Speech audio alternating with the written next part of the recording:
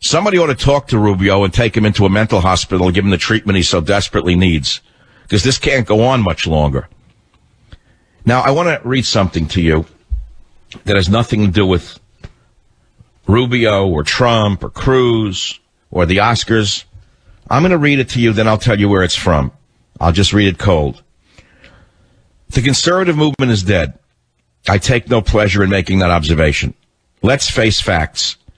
Most of the red state politicians fail to comprehend that the American people are behind them and that the people want them to push through Congress a real conservative agenda.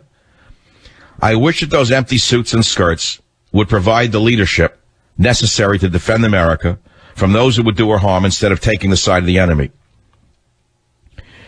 Can you think of one speech where the Republican leadership has expressed a desire to protect our borders, our language, and our culture? You see, without those three fundamental pillars of society, no nation can survive.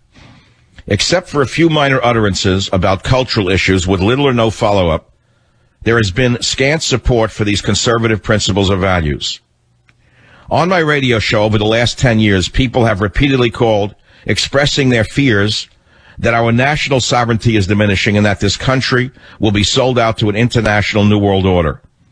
They fear that American citizens will no longer have the protections of our U.S. Constitution, that it will be replaced by a Constitution forged by the United Nations.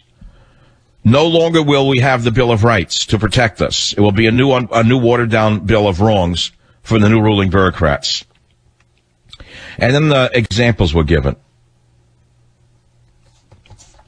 That was written in the year 2005 by yours truly and published as a book entitled Liberalism is a Mental Disorder. The book was dedicated to the American soldier. And the reason I'm reading it to you is because we have the purists who think they invented the conservative movement. Long before the purists came along and invented themselves and presented themselves as purists, those of us who were working in the trenches for 20 years knew that the conservative movement was already dying, or if not dead. We understood it, we knew it, and we worked at it. And as I said then, I believe the only thing that can save America is a new appreciation of our national identity.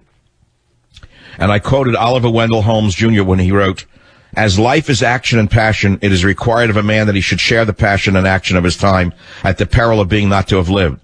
Taking that to a step further, I wrote, "If we fail to act and to pursue a new American nationalism," 2005, we will fail to exist as a nation. I wrote, "These Euro-socialists and their American counterparts see a terrible beauty struggling to be born, a beauty that would like to sweep away our dying civilization and bring us into an unbrave new world." Well, that's what they've done to the EU. I saw it coming. They've almost destroyed the sovereignty of every European nation. And then I wrote this caption: "When the internationalists attack Christian fundamentalism, let us not forget they are also attacking Judaism." Of course, you don't know that. This book has been designed to pour a caustic solution on the edifices of liberalism. Now, the reason I'm reading this to you is because we're living through everything I predicted in 2005.